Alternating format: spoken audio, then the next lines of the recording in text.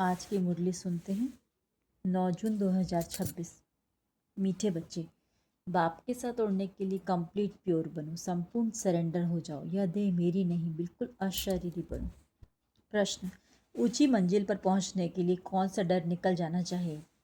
उत्तर, कई बच्चे माया के तूफानों से बहुत डरते हैं।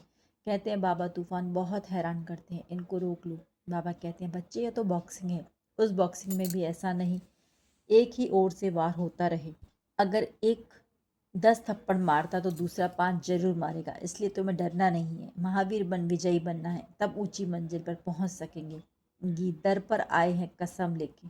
ओम शांति। बच्चों ने गीत सुना। जरूर गीत में कोई रहस्य भरा हुआ है जो रिकॉर्ड खरीद कर बाप बैठ इनका अर्थ समझाते हैं। इसको कहा जाता है जीते जी मरकर बाप का बनना, बाप का बनने के बाद टीचर का बनना, टीचर के बाद फिर मेजोरिटी गुरु करते हैं।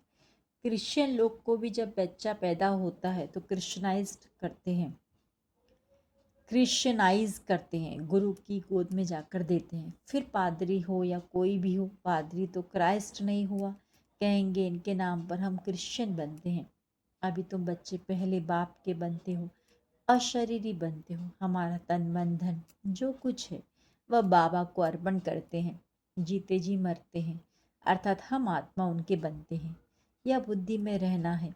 जो भी मेरी वस्तु है, मेरा शरीर, मेरा धन दौलत संबंधी आदि जो कुछ है, सबको भूलते हैं।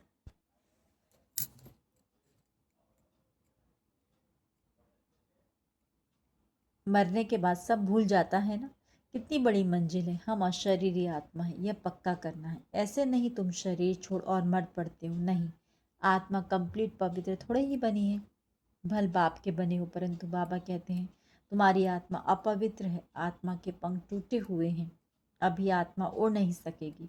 तमो प्रदान होने के कारण एक भी मनुष्य वापस जा नहीं सकते। माया ने एकदम पंख तोड़ दिए हैं। बाबा ने समझाया है आत्मा सबसे तीखी जाती है, उनसे तीखी चीज कोई होती नहीं। आत्मा से कोई पहुंच नहीं सकता। पिछाड़ी में मच्छरों सदृश सब आत्माएं भागती हैं। कहाँ जाती हैं? बहुत दूर दूर, सूर्य चांद से भी पार। वहां से फिर लौटना नहीं है। उन्हों के रॉकेट आदि तो जाकर फिर लौट आते हैं, सूर्य तक तो पहुंच नहीं सकते। तुमको तो उनसे बहुत दूर जाना है, सूक्ष्म वतन से ऊपर मूल वतन में जाना है। आत्मा को पंख मिल जाते हैं, हिसाब किताब चुकतू कर आत्मा पवित्र बन जाती है। कयामत के समय की महिमा बहुत लिखी हुई है। सभी आत्माओं को हिसाब किताब चुकतू कर जाना है। अभी तो सब आत्माएं मैली पाप आत्मा हैं। बल बड़े गुरु साधु सन्यासी आदि हैं, समझते हैं हम गुरु हैं। अहम ब्रह्मास्मि, अहम ब्रह्म।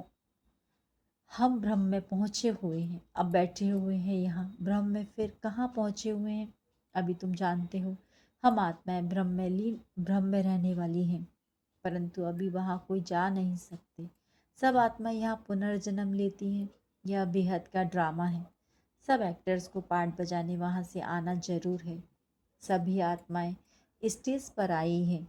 जब विनाश का समय होता है तो सब आ जाते हैं। वहाँ रहकर क्या करेंगे?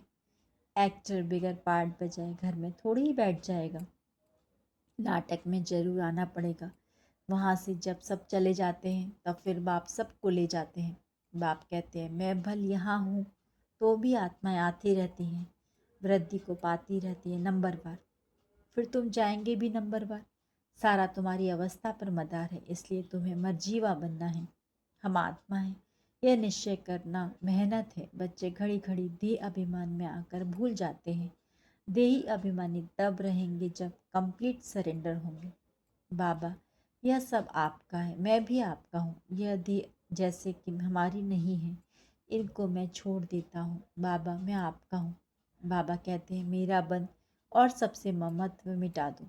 बाकी ऐसे नहीं कि यहाँ आकर बैठ जाना है। तुमको अपना धंधा धूरी करना है, घर संभालना है, बच्चे को कर्जा उतारना है माता पिता का, उनकी सेवा कर उजूरा देना है। माँ बाप की पालना का कर्ज चढ़ता है बच्चों पर। अब बाप तुम्हारी पालना कर रहे हैं। शुरू में जो भी आए थे सब ने झट सरेंडर कर दिया, अपने पास कुछ नहीं रखा, सरेंडर किया। उस धन से तुम बच्चे भारत को पावन बना रहे हो। भारत ही बिल्कुल पवित्र था। भारतवासियों जैसा पवित्र सुखी कोई हो नहीं सकता। भारत सबसे बड़ा तीर्थ है जहाँ पतित पावन बाप आकर सारे सृष्टि को, पतितों को भी पवित्र बनाते हैं। अब यह तत्व आदि सब दुश्मन है। अर्थक्वेक होगी, तूफान लगेंगे क्योंकि तमो प्रधान है। नेचुरल कैलिमिटीज आएंगी, बहुत दुख देंगी। इस समय सब दुख की चीज़ें हैं।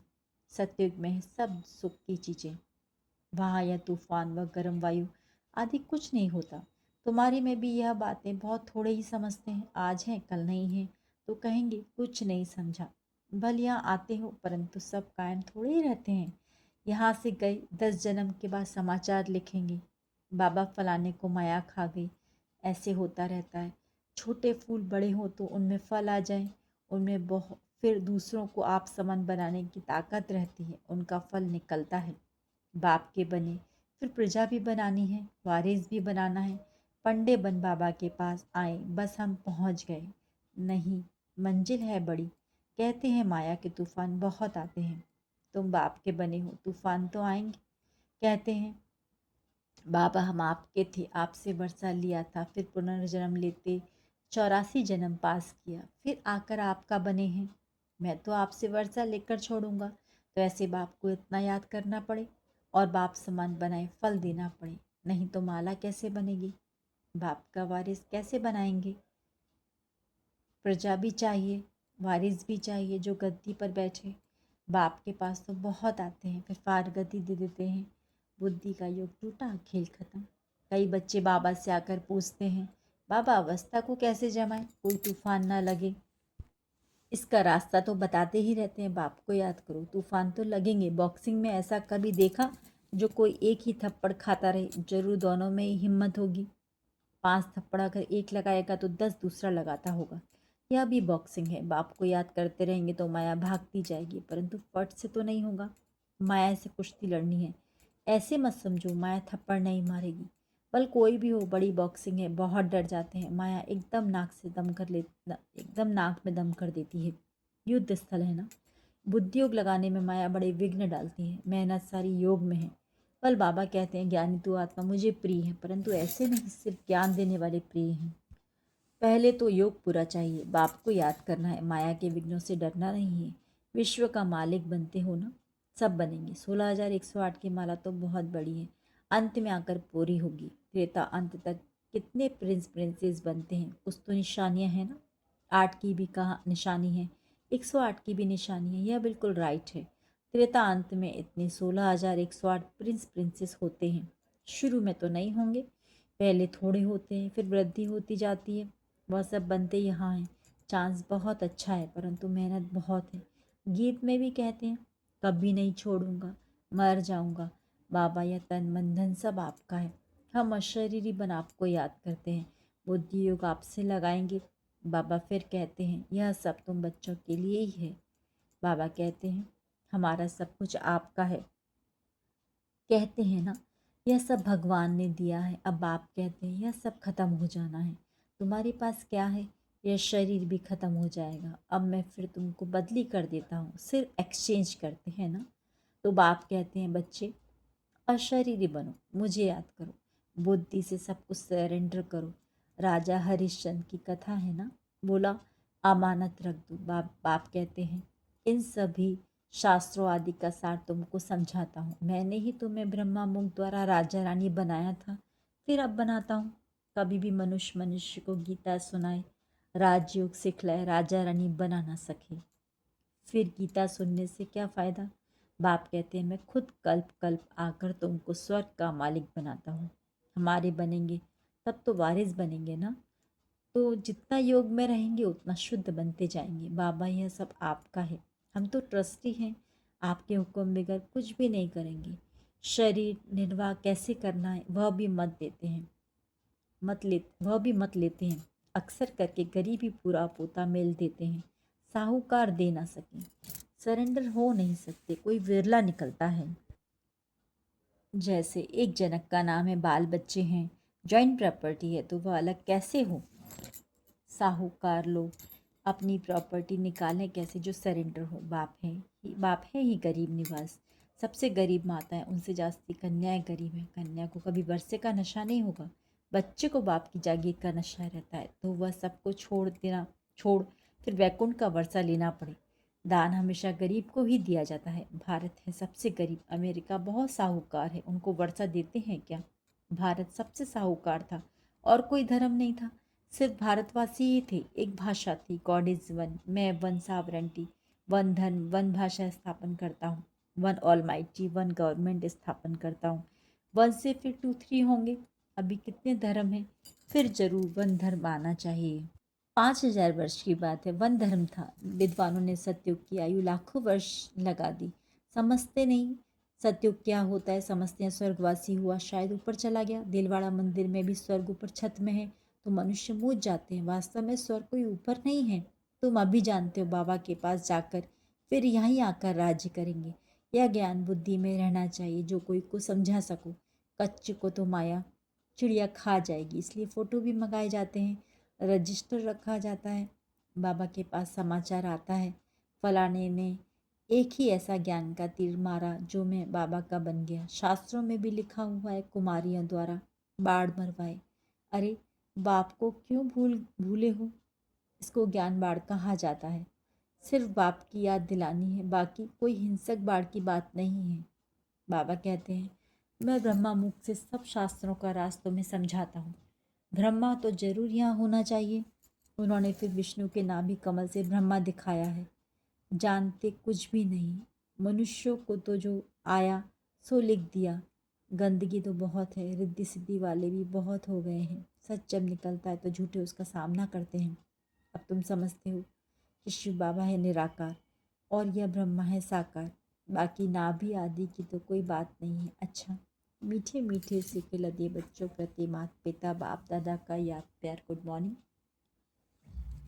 रूहानी बाप की रूहानी बच्चों को नमस्ते। हम रूहानी बच्चों की रूहानी बाप दादा को याद प्यार गुड मॉर्निंग और नमस्ते। सदा रहेंगे हंसते, बन जाएंगे फरिश्ते।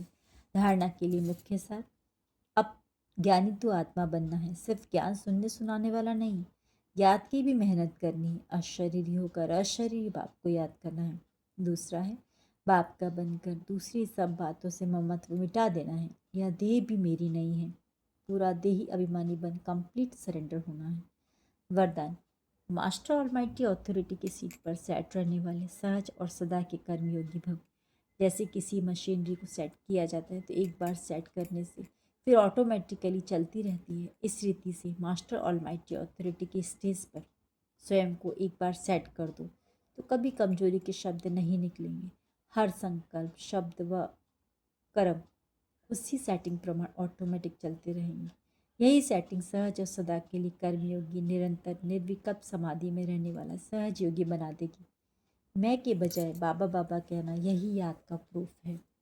ये अव्यक्त इशारे, सदा हर्षित रहने के लिए अपनी नेचर को सरल बनाओ, सहनशील बनो। जो सहनशील है वही ड्रामा की ढाल पर ठहर सकता है और हर्षित रह सकता है। सहनशीलता नहीं तो ड्रामा की ढाल को पकड़ना भी मुश्किल है। इस समय जो भी कर्म करते हो उसमें करण करावनहार की स्मृति सदा रहे। कराने वाला बाप है, करने वाला निमित्त है। अगर यह स्मृति में रख कर्म करो तो अनुभव होगा कि साक्षी हो जैसे पाठ बजा रहे हैं। ओम शांति।